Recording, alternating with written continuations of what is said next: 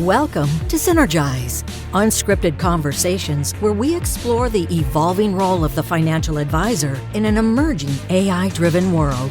Join us as we bring together thought leaders across a range of disciplines and industry experts, sharing insights designed to help RIAs thrive in the industry of tomorrow. Hi, I'm Bill Coppel, Chief Client Growth Officer at TradePMR. And I'm Ryan Neal, Senior Editor at TradePMR, and welcome to the Synergize podcast. Ryan, Synergize is all about helping firms grow. And so when I think about what it takes to grow a business, I start with a simple question. What does creating value as an advisor mean today? To figure this out, I start by trying to identify two things. First, what's changed over the decades? How are things changed? How are people living differently? What has new technology done to the way we make decisions and interact with one another, as an example? And the second one is, why has the traditional way we have served clients may not be working as well as we go forward? Yeah, based on what we're seeing at TradePMR, which I think is backed up by research across the industry, as well as what the journalists are covering in the trade press, is clients are looking for three things, right? One, they're looking for a more personalized experience. Two, they probably haven't thought much about the wealth transfer. And three, a lot of them probably view their financial advisor as primarily focused on managing their money. And then you add to that the fact that many financial advisors tend to focus on just one party in the household. So, the husband or wife who's really more active in managing the finances. And the advisor tends to not build a relationship with the other folks of the family, the spouse. And advisors often don't know the client's children at all. I know my mother worked with a financial advisor. I've never once heard from him. And I think that's fairly common in our space still. Well, you're right. And I can attest to this from my own personal experiences. I've had several advisors over the years, and it wasn't until my most recent advisor that they ever even asked me about what was important to my spouse, or for that matter, what was important to my children. And my current advisor did that. When we met, we sat down and we talked about it. And I was very impressed with the way he and she tried to bring the entire family into the conversation. Right. So we have that dynamic. And then another thing that's changed is that, just portfolio management. It's still important. It'll always be important. Folks want to know how their money's going. We want to make money. We want to do better for our future. But a lot of that can be replaced now with technology. And your clients know Absolutely. That. It's no secret. So what it boils down to is clients are looking for help with things that they can't get or do on their own, or that technology can do. They want to use technology, but things that they can't just get from it. And also what they're not sure of. And oftentimes clients don't even know what they need from advisors. So how can advisors step in and kind of handle that stuff that they may not know that they even need? I couldn't agree more, Ryan. In fact, they ought to take a page out of Steve Jobs' book, when he created the iPhone. And he really brought something to the market that we didn't even realize that we needed. And I think that's really a big part of what's going on today, because I think as an industry, we have trained clients to have a very narrow view of what they can expect from an advisor. And so when I think about that, I stop and ask a couple of really important questions. In light of the fact that we're going to see this enormous wealth transfer over the next 2 decades, 70% of people receiving that money, the heirs to that money, are going to fire their parents' advisor. And such a big portion of that group includes Gen Y and Gen Z, which we have very little contact with.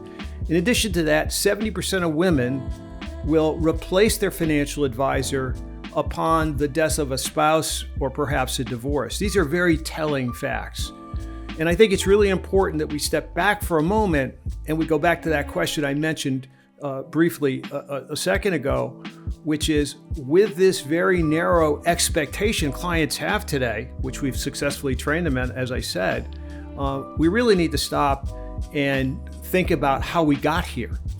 And the basis of our business has primarily been product driven. Now, we can call it advice today and we can charge for a fee for it, which many advisors do. But at the end of the day, we're having a challenge going from being product based to really problem solving. So to address this, we have a very special guest today, Meir Statman. It is really, really important to cross that boundary from money to life. Money and life are just intertwined. And in fact, separating them is what is artificial. It is awkward at first, but you have to do it. You must do it because the traditional skills of advisors are now done by robo-advisors. Artificial intelligence will do it even better. If you're going to compete in the coming environment or even today's environment, you have to be a well-being advisor, not just because this is the right thing to do, but it also because it is the right thing to do for you as a professional who cares about his business. Meir is a professor of finance at Santa Clara University, and more importantly, he's an author of a new book entitled A Wealth of Well-Being, a Holistic Approach to Behavioral Finance. To learn more about Meir's work, his research, and the other books he's written, please visit our show notes. So Meir, welcome to Synergize. Well, I'm delighted to be with you, Bill and Ryan. Well, it's great to have you with us. This is an important subject. As a financial advisor for many years, I can relate to this. And, we continue to try to do things the same way over and over again and wonder why we don't get different results. So let me start with this question. A lot of your work and research has been around the notion of life well-being, and I talk a lot about well-being, and financial well-being. Share with us how these two connect. So when we talk about financial well-being, and of course, advisors and people in finance focus on that, financial well-being is about balancing, saving, and spending today and in the future, such that you have enough, say, in retirement and enough to withstand a financial crisis. Life well-being is much broader than that. Life well-being includes, of course, finances, but it also includes family, and within that, children and spouses, and includes friends, and includes health, and includes work and education and religion and society. So we need financial well-being to enjoy life well-being. You cannot support a family without money, but it is life well-being that we ultimately seek.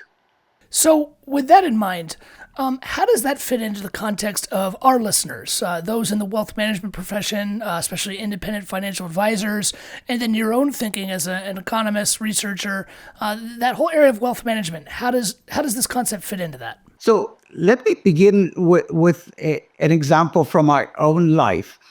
It is interesting how my colleagues in finance, many of them, are able to separate their own lives from their academic lives and research. And so, for example, they know that trading more is going to be bad for your wealth, and then they still trade. I learned from my own life. I serve myself as a laboratory. And I know that when I was done with my studies at the Hebrew University, I got a job as a financial analyst at a large company. And it provided financial well-being. That is, it paid enough to support my family. There was a pension at the end. What more do I need? Well, of course, I needed a lot.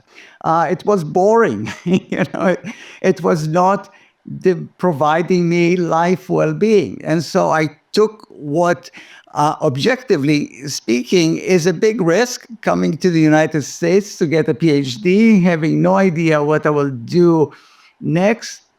But I knew that aspirations mattered to me, and I knew that life well-being matters to me. And so I connect that to all aspects of my research. And in my research, it's kind of interesting how, of course, I've been at Santa Clara University for more than 45 years now. And so what am I doing? Well, I'm doing is pushing the profession. I'm actually pushing myself and pushing my profession to do better. And my students, that is when I teach my students, I teach them, of course, about portfolio theory and market efficiency and options and futures. but also teach them about life well-being. I, for example, give them a list of why is money important for you. That is financial security, helping my kids, and so on. And I ask them to arrange it according to what is most important to them and explain why. And then each of them comments on the submissions of two others.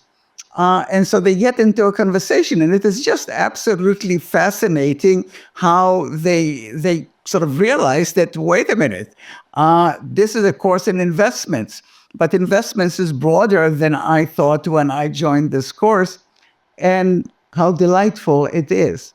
Well, so that begs the following question as I think about what you said, and particularly that interaction that you must witness among students as they go through this process. It really humanizes it at some level.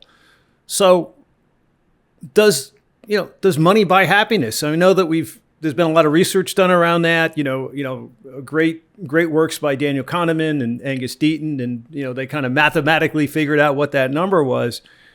What is that connection between money and happiness? Because it sounds to me like part of that experience you created in the classroom begins to bring out the value of not just the investment, the impact on our lives. Absolutely. Yeah. So when you talk to scholars of well-being and ask them what do they found about what is most important in life, what's important in life well-being, they're likely to say what's important is family, what's important is relationships, what's important is marriage. But of course, you need money for all of them. And money itself sometimes get denigrated by people who study well-being. But of course, money is really important. And Kahneman and Deaton and others have noted that. So what Kahneman and Deaton found was that evaluative well-being, that is the answer to the question of how do you assess your life as a whole? Is it a 0? Is it a 2? Is it a 9? Is it a 10? That increases without limit with income. The reason for that is, you ask yourself, why does somebody with wealth of $1 billion wants $2 billion? The answer is that he's competing with somebody who has a $3 billion. That is, we judge ourselves by comparison to our comparison group. But they also found that when you get to experience well-being, that is, how do you feel right now? Happy, sad, interested, boring?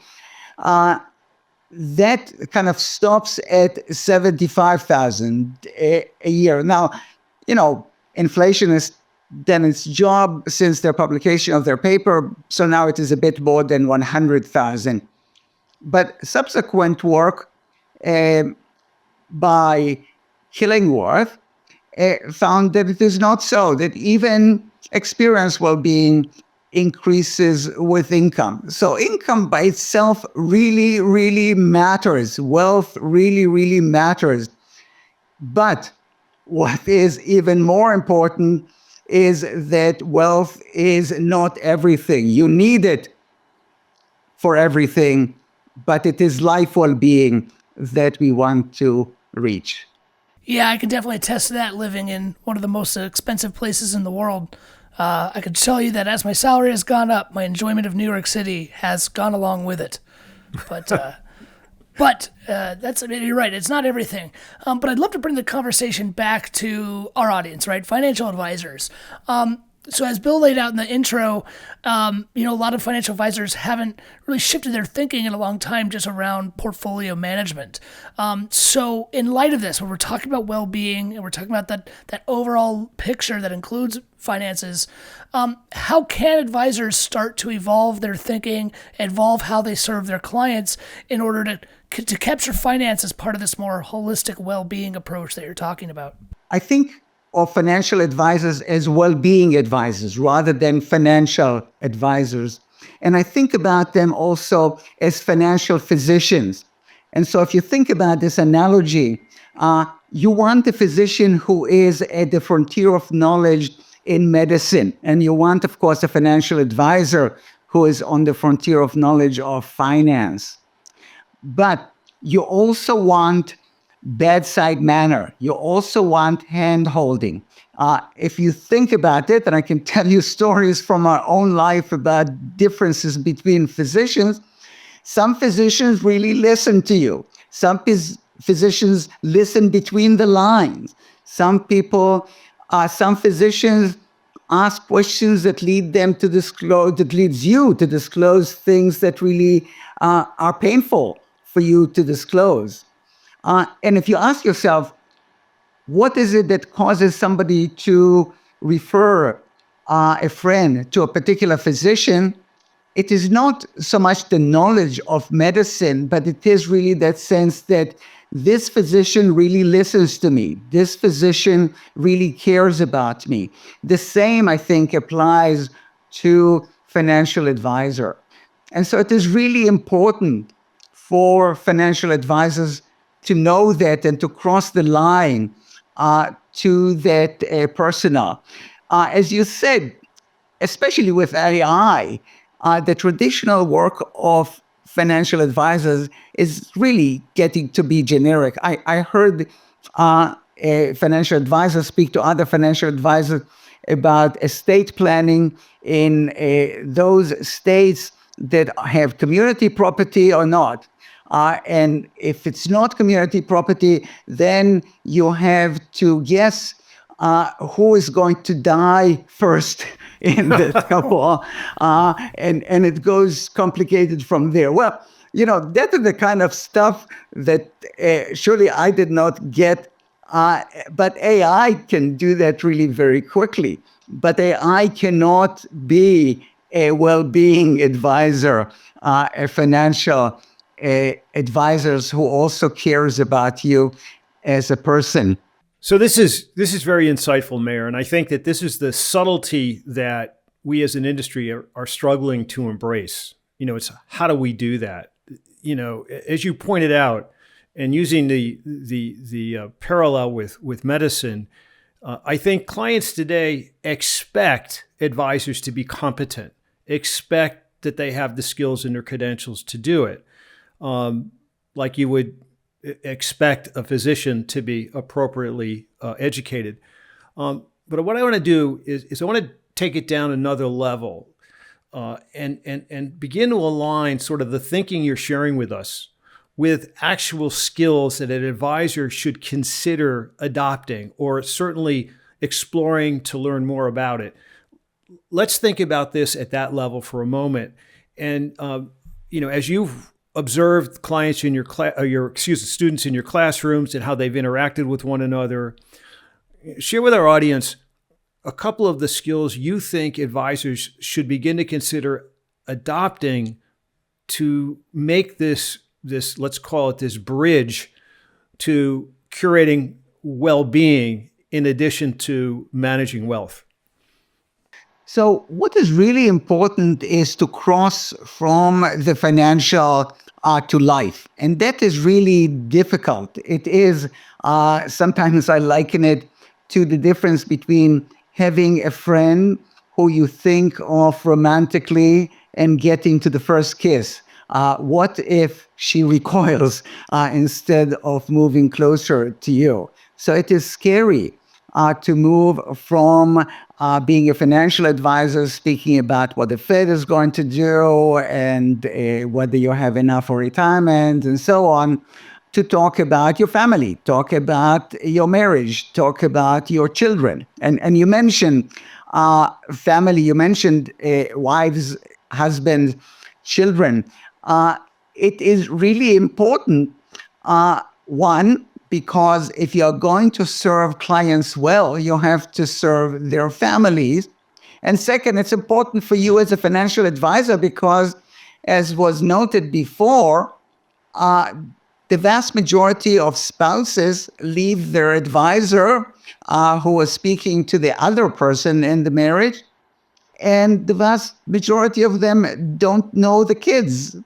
And so it is important for advisors when they speak to a couple to really speak to each of them as equals. And it is important for them to know the kids and to know the circumstances.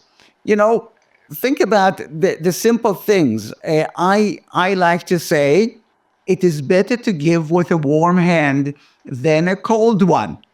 Uh, you know, Money, of course, is nice when you get it when you're 65 and your parents die at 95. But surely it would have been nicer if you got it in your 20s when you can pay college loans and have a down payment for a house. Um, and so it is really important to ask clients about those issues, uh, and perhaps kind of give them some examples from the lives of others. I tell in my book, for example, my own story of when I got married. I was 22 and my bride was 21. And our parents sat together and they, without us, they sent us for a walk and they talked about how much each set of parents is going to give to the young couple to get them going in that beginning of their lives as a couple establishing a family. These are really important, both as serving clients well, as well being advisors, and also the side benefit is that it is more likely under those circumstances that a spouse or children will not leave you as an advisor once a parents or spouses are gone. Yeah, I love that. As you said, can you actually say it again for me? The giving with a cold hand, or giving with a warm hand rather than a cold hand. Yeah, this really is, I mean, it in some way it is obvious, but it is not obvious to all that as people are really afraid, parents, that kids are going to be spoiled if you give them money when they are young. Well, perhaps not giving them money for a trip around the world, but if it is money for a down payment or the money for a wedding or money to pay off college loans, this is really a wonderful thing. And in a way, we say we invest in your children. It's kind of odd, children are not stocks and bonds. But in some way, there is a reciprocal relationship. And someday, we are all going to be old and decrepit. And we hope that our kids love us and hope that they remember that we were kind to them when they were little and needy. And they will reciprocate when we are old and needy.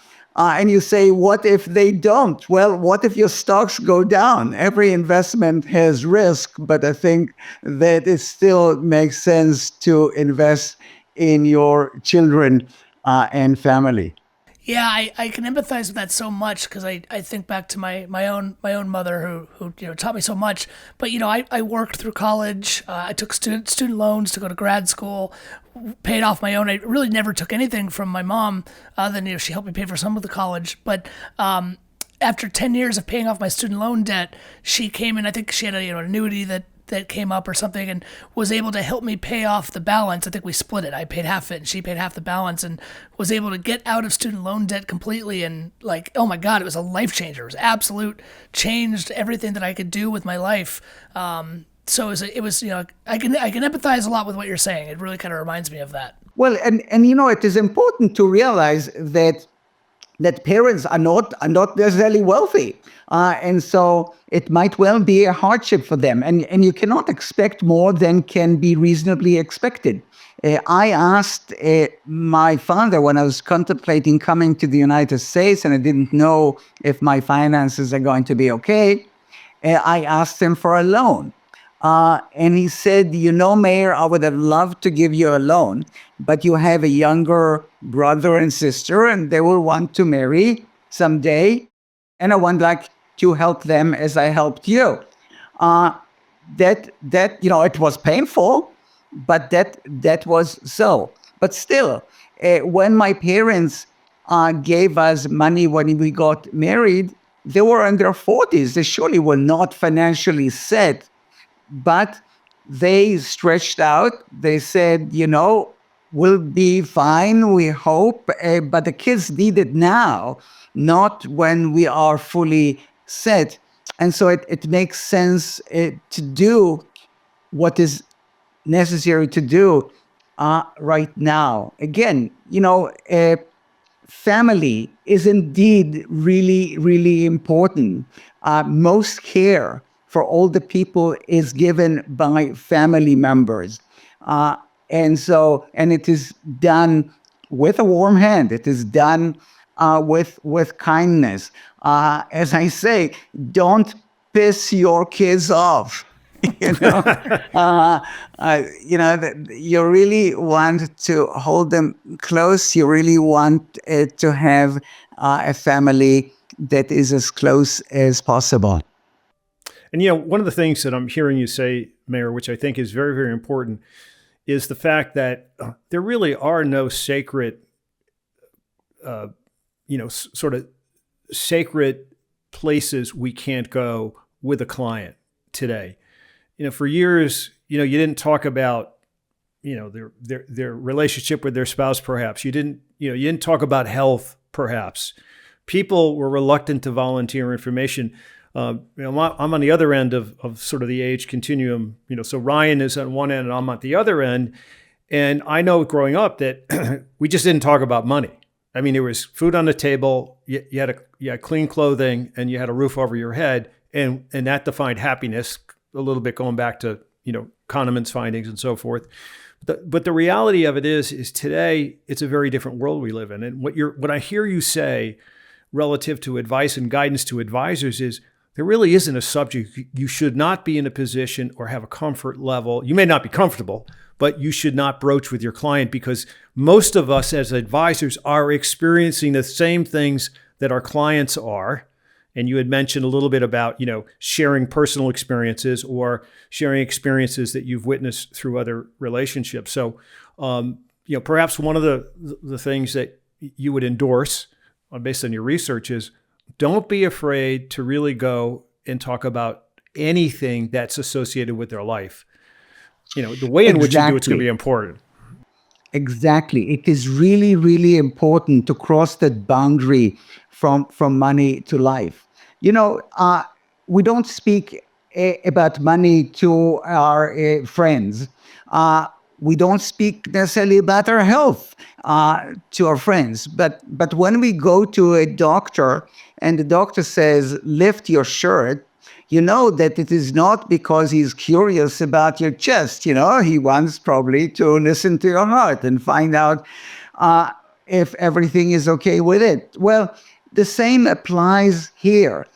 When you speak with a financial advisor, you expect them to know the intimate details of your money. And what I'm saying is cross over when you are an advisor to the intimate details of their lives. I know it is awkward, but here is what I do when I speak with people. We have 2 daughters. The older one, we love them both and they love us. But the older one, Barbara, lives with bipolar illness. Now, when I tell people about that, their response is always empathy. And usually they trade me a story about their own lives, because every life has points of pain. And when you disclose yours, you prompt others to disclose theirs. And then you move from being acquaintances or colleagues to being friends. And the same applies to financial advisors. They don't have to be psychologists. I'm not a psychologist. They just have to behave like a good friend. And friends know some things about you that you might think private, that you don't disclose necessarily to other people. And once you begin to tell stories and listen to stories, people are going to be more likely to reciprocate by telling you about their stories and their lives.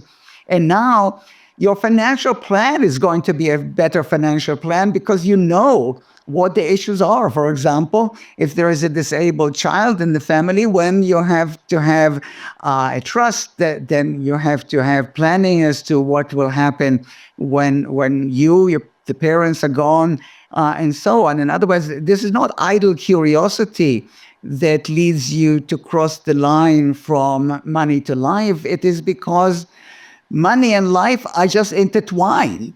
And in fact, separating them is what is artificial. It is awkward at first, but it works. If you overcome it and there is the first kiss, maybe it would learn to a happy marriage. And so it's always awkward, but you have to do it. And as was mentioned before, you must do it because the traditional skills of advisors are now done by robo-advisors. Artificial intelligence will do it even better. If you're going to compete in the coming environment or even today's environment, you have to be a well-being advisor, not just because this is the right thing to do, but it also because it is the right thing to do for you as a professional who cares about his business or her business. Well, that's excellent. I mean, the big takeaway I'm sort of hearing is it's almost like a shift from that the always be closing mentality to just be a human mentality, always be a human. But I'd love to ask you maybe to wrap this conversation up for our listeners out there who are firm leaders or financial advisors. What are 3 skills that you think they could start doing or things they could embrace to start making the shift that we've been talking about? So, I talked about becoming a well-being advisors, and I will not repeat that. Let me just use those 3 items to talk about the 3 generations of behavioral finance and the skills that they involve. So in the first generations, what we said is people are not rational. People commit all kinds of cognitive and emotional errors. One service that advisors can provide is teach people about them, about framing, about hindsight, about regret. And it is really very important for all of us, advisors or teachers, to begin by saying, hey, I know that from my own experience. Here is what I have that I am conveying to you. I have knowledge that you don't yet have, and I am your teacher. And so you can teach them about the kind of traditional stuff that we think of as behavioral finance, teaching them about those errors and how to avoid them. In the second generation, what I did was to move from irrational people to normal people, people like you and me. And I said, look, people want utilitarian benefits, that is money. And when you buy a car, you want to have good gas mileage and safety and so on. But you also want to have expressive and emotional benefits. The car in some way says who you are, and it makes you feel proud or adventurous. The same applies here. That is, people have ambitions, people have aspirations. Explore them. See if you can help them. And then in the third generation, we really kind of expand that circle of finance and the circle of services that financial advisors can do to go straight to what matters most, which is life well-being. And now you can talk about life well-being as a portfolio. That is, financial advisors, of course, know portfolios. The portfolio of life well-being includes finances, it includes family, it includes children, it includes health, and so on. Not everything can be perfect. Not every stock in your portfolio is going to go up. But what you learn to do and what you try to teach your clients is to look at the portfolio as a whole. Yes, international stock stunk for the last 10 years or more, but diversification is still important because you don't really know what comes next. Yes, you have a disabled child. What are the things that compensate for it? Well, if you have enough wealth, then at least you can help the child without constraining your own budget. And what are other things, whether it's religion or education or other things that compensate for those areas that are not perfect? You cannot make everything perfect, but you can compensate for what is not perfect. And so again, the most important thing for advisors to take out of my book and share with their clients is that I am here as a well-being advisor. I know and I teach you the science of finance. You expect that, but I do more than that. I cross the boundary to life. I care about you as a person, and I will do my very best to enhance not just your financial well-being, but also your life well-being. Great. Well said. Well said. Yeah, thanks, Meir. I appreciate that. Well, we hope you enjoyed today's conversation.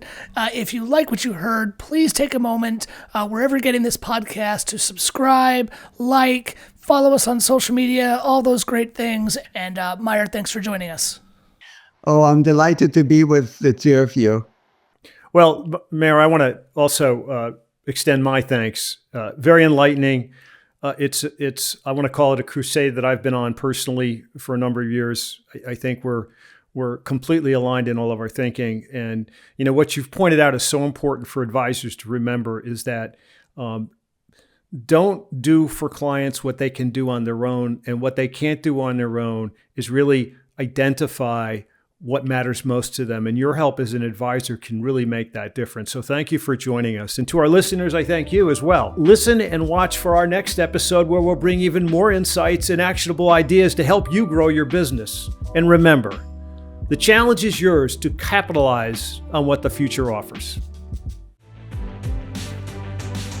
If you want to join the conversation or connect with us, please visit us at synergizepodcast.com. This content is provided for general information purposes only. The views expressed by non-affiliated guest speakers are their own and do not necessarily reflect the opinion of TradePMR or its affiliates. TradePMR and its affiliates do not endorse any guest speakers or their companies and therefore give no assurances as to the quality of their products and services. This channel is not monitored by TradePMR. TradePMR does not provide investment advice, tax advice, or legal advice. TradePMR is a member of FINRA and SIPC. TradePMR Inc. is registered with the Securities and Exchange Commission, SEC, and the Municipal Securities Rulemaking Board, MSRB. TradePMR provides brokerage and account services to registered investment advisors. Custodial services provided by First Clearing. First Clearing is a trade name used by Wells Fargo Clearing Services, LLC. Member SIPC, a registered broker-dealer and non-bank affiliate of Wells Fargo & Company. Copyright 2025.